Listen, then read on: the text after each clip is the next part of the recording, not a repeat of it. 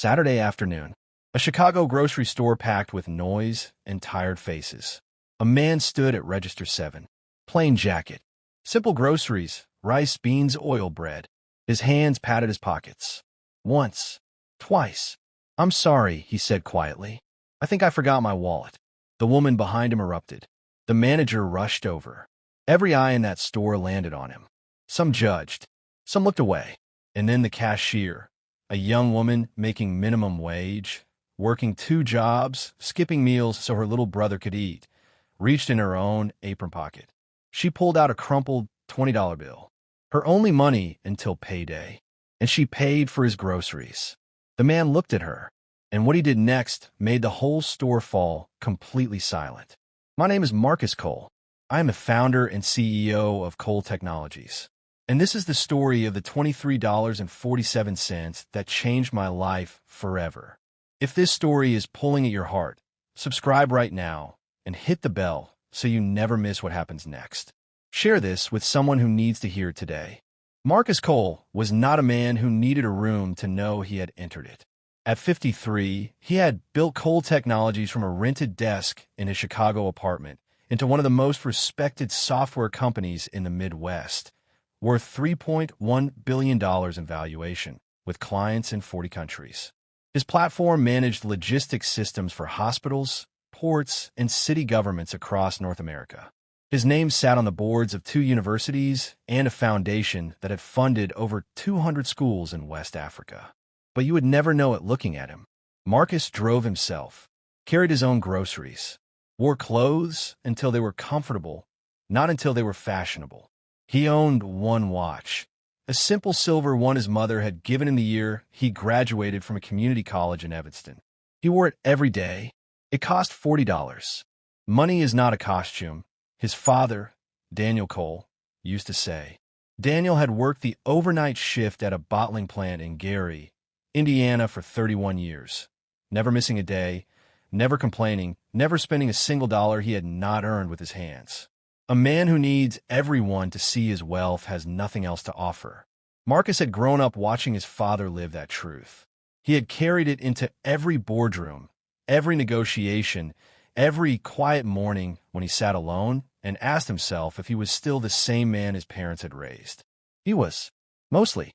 But there was one corner of his life where the armor had cracks, a place where all the success and discipline and forward motion could not fill what was missing. Marcus Cole was deeply, quietly lonely, not the kind of lonely that shows up at parties, the kind that is loudest at 11 p.m. in a beautiful house on the North Shore, when the only sounds are the hum of the refrigerator and the distant noise of traffic. The kind that makes a man of 53 stare at the ceiling and wonder if the life he built was worth the life he missed. He had come close. 3 times. 3 women who had seemed, at first, to see the man before the money. And 3 times, the truth had surfaced, sharp as glass and twice as cold. The first had left during a difficult financial quarter when Cole Technologies was hemorrhaging cash and Marcus was sleeping 3 hours a night. She called it a pause. It became an ending. When the company recovered and his net worth tripled, she came back. He thanked her kindly and said no. The second had lasted 2 years. She was warm, attentive, the kind of woman who remembered small things, the way he liked his coffee, the name of his childhood dog. Then Marcus discovered she had been wiring money to a former partner through a nonprofit account she had quietly set up, nearly $300,000. When confronted, she said, simply, "You would have never noticed if you were paying more attention to me." The third was perhaps the most difficult, because she had seemed most real. A physician, calm, principled, funny in a dry way that Marcus had found irresistible. Then his attorney called to alert him that a woman matching her description had approached a law firm about drafting a prenuptial agreement before Marcus had ever proposed. The document included a $40 million exit clause. She was planning the ending before the beginning had even started. After that, Marcus stopped trying. He told himself he had made peace with it. He had Sam, his longtime assistant and the closest thing to a confidant he trusted, and his foundation work and the quiet satisfaction of building something that mattered. That was enough. It was not enough. Then his mother called from Gary. Rose Cole was 79 years old, and she had the voice of a woman who had never once wasted a word. She called on a Tuesday evening while Marcus was reviewing quarterly reports. He picked up on the second ring, always. Rose was the only person in the world who got that. "Marcus," she said, "I had a dream about you." He set the reports down. "What kind of dream, Mama?" "You were standing in a restaurant. A beautiful one, crystal glasses, white tablecloths, the kind of place where the food comes in tiny portions and costs a fortune. And you were starving, just standing there, surrounded by all of it, and starving. Because everything on the table looked perfect, but none of it was real food." Marcus was quiet. "You've been looking in the wrong places," she said simply. "Looking where people perform. You need to look where people just live." "And where is that, Mama?" "Plain places.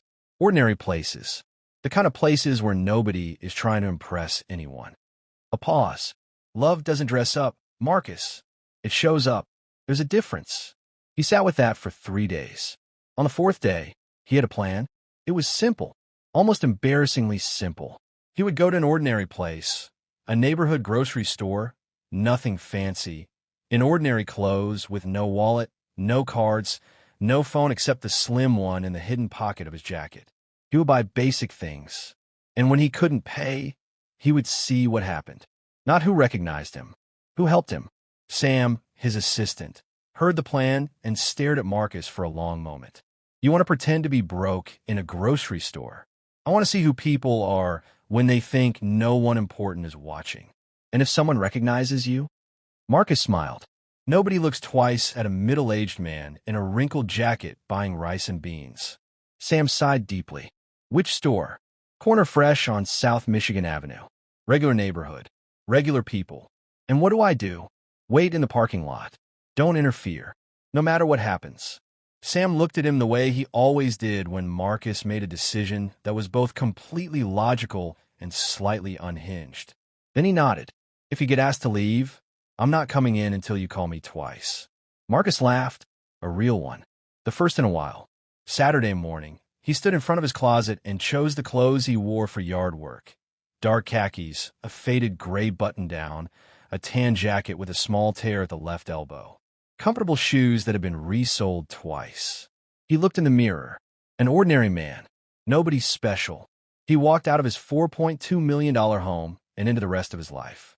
Corner Fresh on South Michigan Avenue was exactly the kind of store Chicago neighborhoods are built around. Not a boutique. Not a chain with a smoothie bar and valet parking. Just a grocery store, fluorescent lights, slightly sticky floors near the produce section, a hand-painted sign in the window advertising weekly specials, and a row of checkout registers staffed by people who had been there long enough to remember your name if you came in twice. Marcus grabbed a basket and walked the aisles slowly. He chose what his mother would have chosen: a bag of white rice, dry black beans, a bottle of vegetable oil, a loaf of bread, a few onions, 2 tomatoes. Simple things. Real things. He went to Register 7, and that's where he met both of them.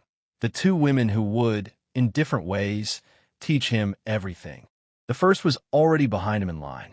Her name was Brenda Wells, though Marcus would not learn that until later.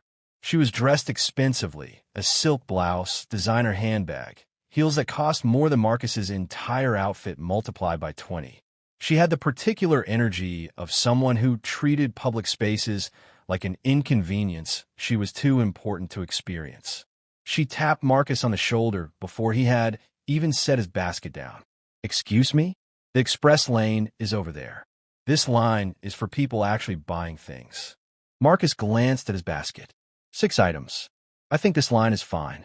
Some of us have places to be," she said, the word places landing like a declaration of superiority. Marcus said nothing. He turned back around. Brenda huffed. Checked her phone. Huffed again. Then her phone rang, and she answered it. On speaker, full volume, in the middle of the store. "Girl, you would not believe where I am right now. Standing in line at this little store because my usual place is closed. The people in here, Dana."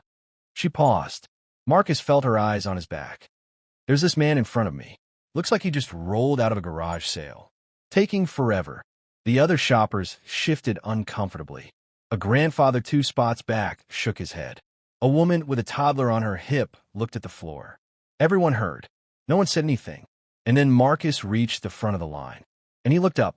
Her name tag read, Zara O. She was 27. Slim, dark skin the color of deep river water at dusk. Natural hair kept close and neat. No earrings, no rings, just a thin gold chain with a small cross at the throat. She had the kind of face that didn't announce itself. Quiet eyes, a mouth that smiled easily, like it had decided a long time ago that warmth was worth the effort. Good afternoon, sir. Her voice was steady, calm, genuine.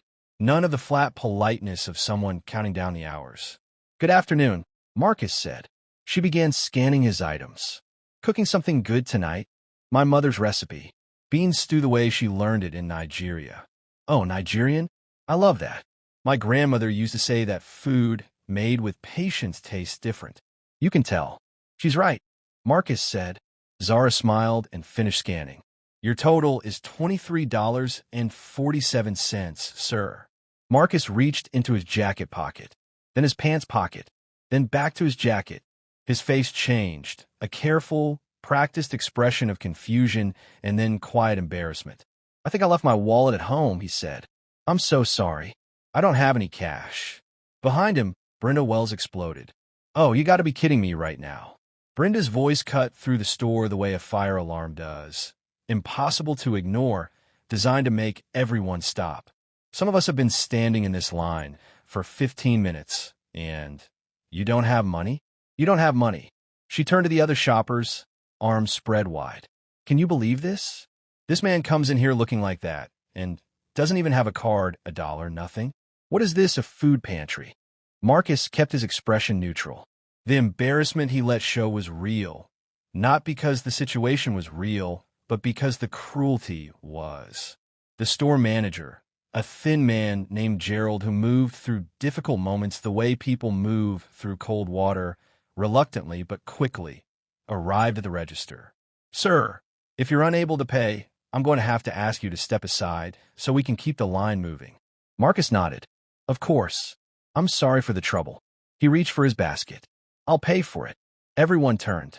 Zara was already reaching into the front pocket of her apron. She pulled out a folded $20 bill and a small collection of coins, dimes, nickels, a few quarters. Her lunch money. The only cash she had on her until Friday. Zara, Gerald said, store policy doesn't allow. It's not the store's money, she said, quietly and completely. It's mine. She unfolded the 20 on the counter, counted out $3.47 in coins, slid it all into the register. Then she began bagging Marcus's groceries with the same calm efficiency she brought to everything. The store went quiet. Not the quiet of nothing happening. The quiet of everyone realizing something. Because every person in that line, Brenda with her designer bag, Gerald with his store protocol, the grandfather, the mother with the toddler, the teenager on his phone, had all seen a man struggle, and not one of them had moved. Except her, the woman making minimum wage. The woman who had worked since 6 a.m. The woman who had just given away the only money she had until Friday. She did it without calculation, without hesitation, without looking around to see if anyone was watching. Brenda broke the silence the way she broke most silences, badly. Well, that was your money to waste, I guess. Some of us aren't that naive. Zara did not respond to her. She finished bagging and handed the groceries to Marcus. Here you go, sir. You have a good evening. Marcus looked at her. He had been tested by women who wanted everything from him. Now he was standing in front of a woman who had just given everything she had. Why did you do that? He asked quietly. You were short. I had enough. It's not complicated. That was your lunch money. She shrugged, and it was the most honest shrug he had ever seen. I've skipped lunch before. I'll be okay. Besides, she touched the cross at her throat briefly. My grandmother always said the hand that gives is the hand that receives. I believe that. Marcus's throat tightened. He blinked once hard, picked up his bags, walked to the door. Then he stopped, turned around, and walked back to Register 7.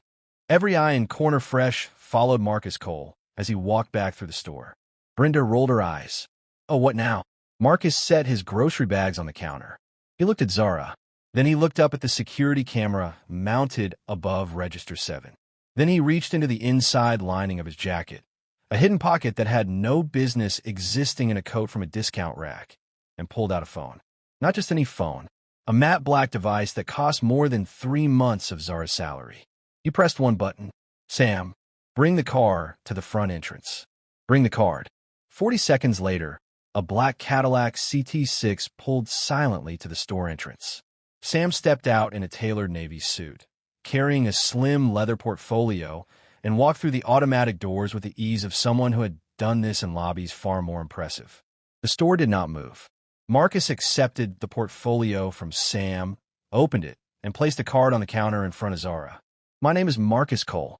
I am the founder and CEO of Cole Technologies. Silence. We build software systems that run logistics for hospitals, port authorities, and municipal governments across 40 countries. My company is valued at $3.1 billion. I own the commercial property this shopping center sits on. I own the parking lot. I own the office building across the street. Gerald, the manager, had stopped breathing. Brenda's designer bag slipped off her shoulder, and she didn't notice. I came here today without my wallet on purpose, Marcus said. I wanted to see what would happen when an ordinary man couldn't pay for rice and beans. I wanted to see who would judge and who would help. He turned to Brenda. You judged. She opened her mouth. Nothing came out. He turned to the other shoppers. You watched. Several people looked at the floor. He turned back to Zara. And you, his voice dropped just slightly, you gave me everything you had, without asking my name, without knowing mine, just because I was a person who needed help. Zara's hands were trembling slightly. Her quiet eyes had gone wide. My mother told me I would know real love when someone gave me something they couldn't afford to lose, Marcus said, and they did it without being asked. He paused. You gave me your lunch money, Zara, the only money you had for 4 days. Someone in the back of the line started to clap. The grandfather. Slow, steady applause that meant something. Then the mother with the toddler. Then Gerald. Then the teenager. Then, one by one, every person in corner fresh grocery store stood and applauded. In the middle of a Tuesday afternoon, between the checkout lanes and the candy displays. Zara covered her mouth with both hands. Tears were streaming. She was shaking her head slowly, the way people do when something is too large to process, standing still. Brenda Wells stood at the center of it all, completely still, the color gone from her face. The camera was already on.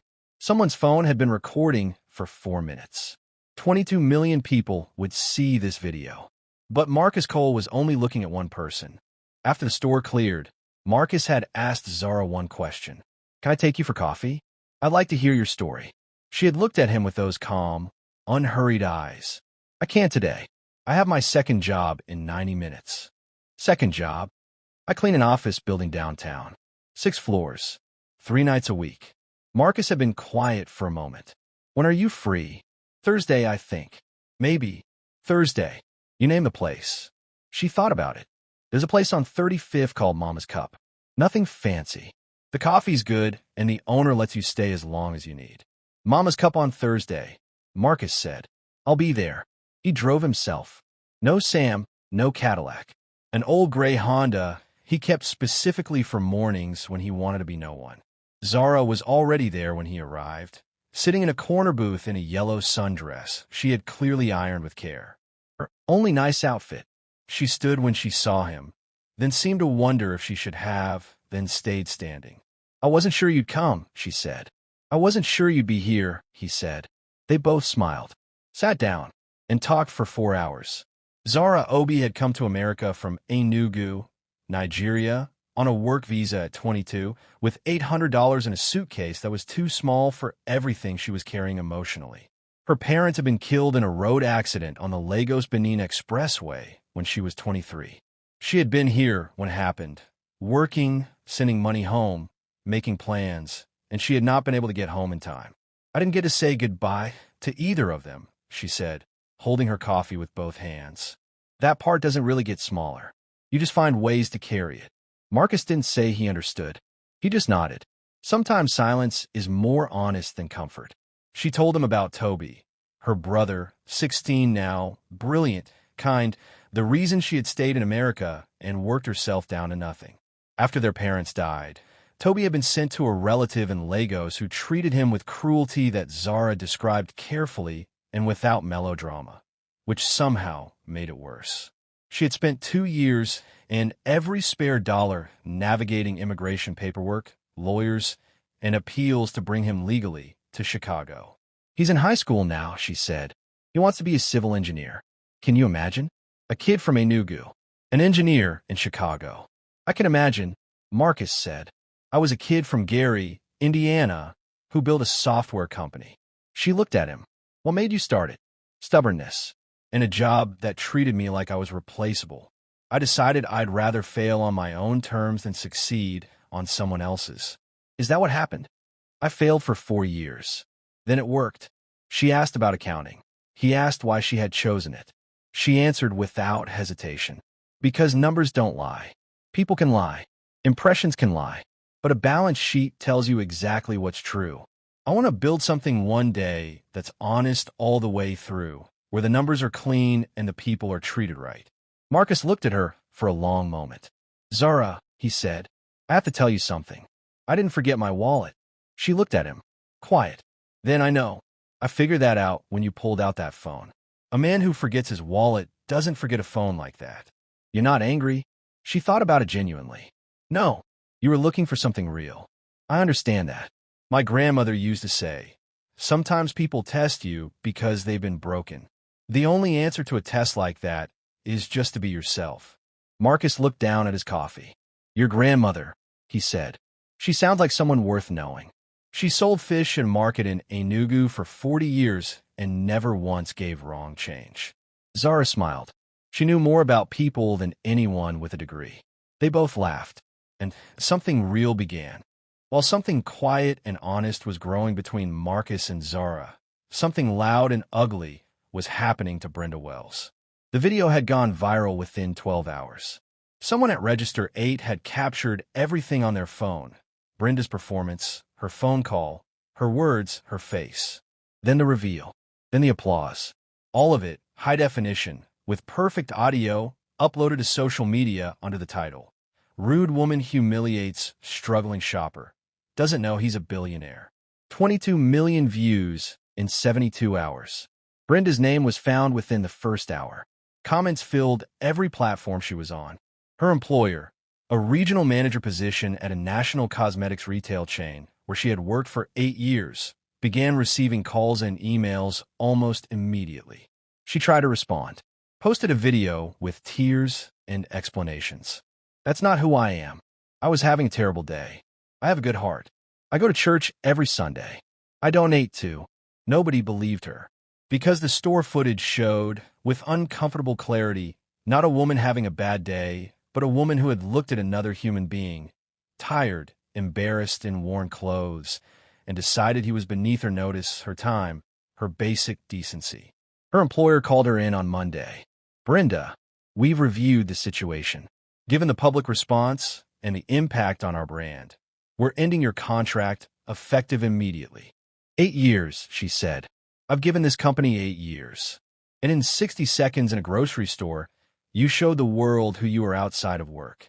We have a responsibility to our customers. This is not a fit anymore. She was escorted from the building. The lease on her BMW was called in 3 weeks later when payment stopped. Friends who had known her for years went quiet. The brunch crowd, the group chat, the women she had traveled to Miami with twice a year. They didn't disappear dramatically. They just stopped calling. Within 6 weeks of that Saturday afternoon, Brenda Wells had gone from regional manager to someone starting over. She applied to 32 jobs over 2 months. 12 of them called. Of those, for progressed to interviews. Every interviewer had the same pause after Googling her name. That moment of recognition where the conversation subtly shifted. None of them called back. She stopped putting on the silk blouses. She started wearing sensible clothes. She learned to cook. She learned to take the train. She started waking up earlier, moving slower, spending more time with her thoughts than she ever had before. It was not comfortable. It was necessary. There's a particular kind of education that doesn't happen in classrooms. It happens in the space between who you thought you were and who you actually are when no one important is watching. Brenda Wells was enrolled. She would not realize until much later that the most valuable lesson had already been waiting for her at Register 7, in the form of a woman who had every reason to hold on to $20 and instead let it go. Marcus and Zara took things slowly. No grand gestures, no power moves, no flowers sent to the grocery store with a note from CEO. Just Thursday coffee, sometimes Tuesday evenings, long conversations over inexpensive meals at places Zara chose, which meant the food was always good and the atmosphere was always real. He drove the Honda. He left Sam at the office. He wore the same jacket with the small tear at the left elbow. And Zara was herself, working, studying, feeding Toby, carrying her load with the quiet competence of someone who has never had the option of falling apart. After 3 months, Marcus made 3 decisions. He did not announce them as grand gestures. He presented them the way his father had always delivered important things, plainly, directly, and without performance. The first, he paid for Zara's final 2 semesters of night school. "No," she said immediately. "I'm not a project. It's a loan," Marcus said. "You pay me back when you're a successful accountant. We write it up properly. Terms, interest rate, everything. If you can't pay it back, you cook me your grandmother's recipe and we call it even." She looked at him for a long time. 3.5% interest, she said. "Done." She accepted. The second, Marcus set up a scholarship in his foundation's name, attached to a partner university, full tuition, room, board, and a laptop for Toby. Any engineering program in the country he could get into. When Zara told Toby, he sat very still at their kitchen table for almost a full minute. Then he put his face in his hands and cried in the way teenage boys only cry when no performance is required. "Is it real?" he kept asking. "Sis, is it real?" "It's real, Toby. I'm going to be an engineer. You were always going to be an engineer. Now you have the road to get there." The third gift was the quietest. Marcus arranged for Zara to spend 4 hours every 2 weeks with the senior accountant at Cole Technologies. Not as an employee, not as a hire, but as a mentee, learning how a real company kept its books. Learning what financial statements could tell you about a business's character. Learning, as Zara put it, to read the soul of a company through its numbers. "You want to build something honest," Marcus had said. "Then understand the numbers at the level where honesty either holds or breaks. That knowledge belongs to you, not to your employer. Not to me." "Why are you doing all this?" she asked. He thought about it seriously before answering. "Because you gave me $23.47 that you couldn't afford and expected nothing back. I'm not paying you back. I'm paying forward what was already in you." She didn't say anything for a moment. Then, "My grandmother would have liked you."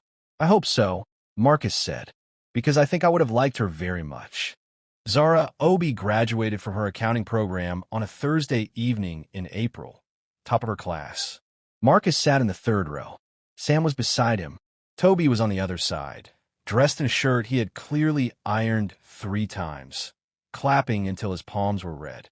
Afterward, Marcus took Zara to dinner. Not somewhere requiring reservations months in advance. Not somewhere with a sommelier and a dress code. Mama's Cup on 35th Street. Corner booth. Cheap coffee. "Why here?" Zara asked, looking around at the same little cafe where it had all started. "You could take me anywhere. This is where I first understood who you were," Marcus said. "This booth. This coffee. This is where I fell in love with you. I'm not going to dress that up with somewhere fancier." Zara's eyes glistened. "Zara, I'm not done." He reached into his jacket pocket. "I had a ring made. It's not flashy. It's not expensive. That's on purpose." He opened a small box. Inside, a simple gold band, thin and elegant, warm in the cafe light. He turned it so she could see the inside. Engraved in small, clean letters. $23.47. "That number changed my life," Marcus said. "Not because of what it cost. Because of the heart that gave it." Tears fell quietly down Zara's face. "Will you marry me?" Not Marcus Cole of Cole Technologies. Not the man on the news. Me. Marcus. The kid from Gary who took too long to figure out that the most valuable things in life are never in the places you think to look. She laughed through the tears, that genuine, full laugh he had fallen in love with somewhere around their 4th Thursday. "You didn't forget your wallet." "No." But you found something better. I found everything better. She took a breath. Yes. 1,000 times yes. He slid the ring onto her finger. No photographer.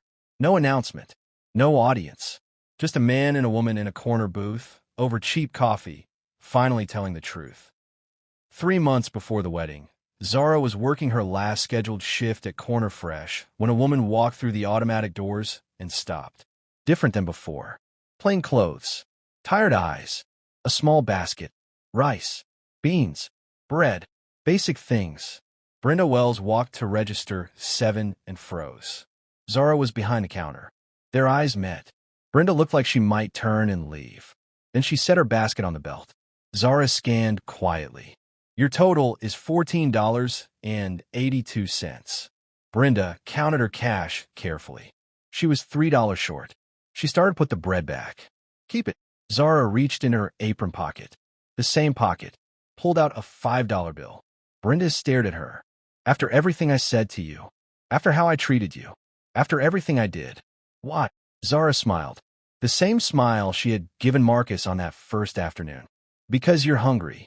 You need food. I have money. It's not complicated. Brenda broke, right there at register 7. Head down. Shoulders shaking. Tears falling on the conveyor belt.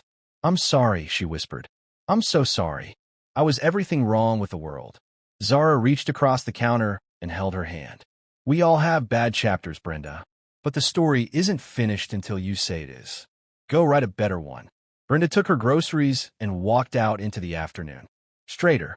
Quieter. Changed. Marcus and Zara were married on a Sunday evening in June. Not at a hotel downtown. Not a vineyard or a rooftop with a skyline view. At Corner Fresh on South Michigan Avenue. They rented the store for the evening. The shelves were pushed back. Wooden chairs were set in rows between the checkout lanes. String lights were hung from the ceiling, looped between the old fluorescent fixtures, casting everything in warm gold. The bakery section produced the wedding cake, a simple 3-tier with white frosting and a small engraving along the bottom tier that nobody noticed except the people close enough to read it. $23.47. The guest list was 60 people. Store employees, regular customers who had been coming in for years, Toby, who gave a speech that made grown men clear their throats, Sam, Gerald, and the grandfather who had started the applause. Rose Cole attended by video call from Gary, Indiana, dressed in her best church clothes, seated in her armchair. When Marcus saw her on the screen before the ceremony, she was already crying.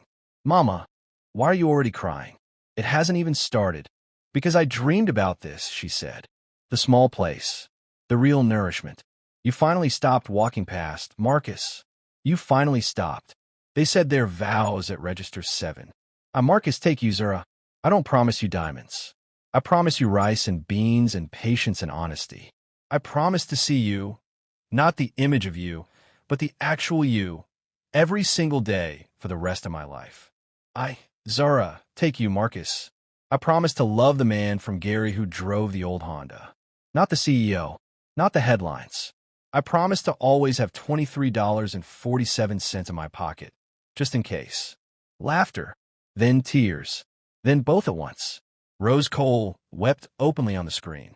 Toby, standing as best man, bit his lip and failed completely to hold it together. Sam, whom Marcus had never seen show emotion in 12 years, turned slightly away and looked at the cereal aisle for a long moment. Brenda Wells was not at the wedding, but she watched the live stream from her apartment, sitting on her couch in the quiet she was still learning to sit with. She did not cry from sadness. She cried because she recognized for the first time what she had almost missed seeing and what she still had time to become. Zara launched OB Financial Services the following January. Her first client was a small family restaurant in South Chicago, a husband and wife who had been running their books on a notebook and a prayer. She organized their accounts, set up proper records, saved them from 3 costly tax errors, and charged them nothing for the first 6 months. You don't charge nothing to clients, Marcus told her. I do for the first ones, she said. They need to trust me before they can pay me. That's not charity. That's how you build something real. He looked at her the way he always looked at her, when she said something that made him understand the world slightly better than he had before. $23.47, he said softly. She smiled. $23.47.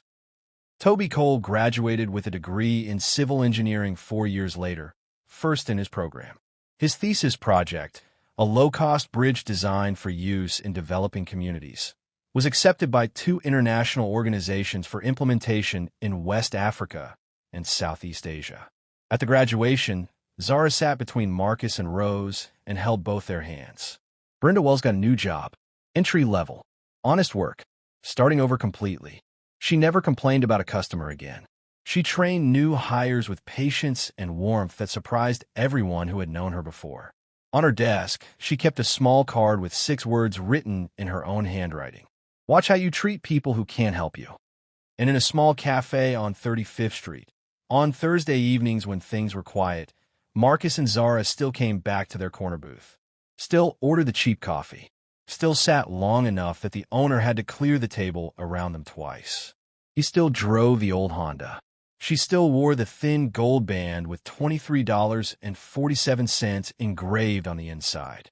And they were both, finally, exactly where they had always been trying to go. A river does not drink its own water. A tree does not eat its own fruit. The sun does not shine for itself. The richest person in the room is never the one with the most money. It is the one with the most heart. Remember that. The next time someone in front of you can't pay, don't judge. Help. You never know who's watching. And you never know what $23.47 might be worth. If this story moved you, subscribe, hit like, and share it with someone who needs to hear it today. Turn on notifications so you never miss a story like this. We post every week.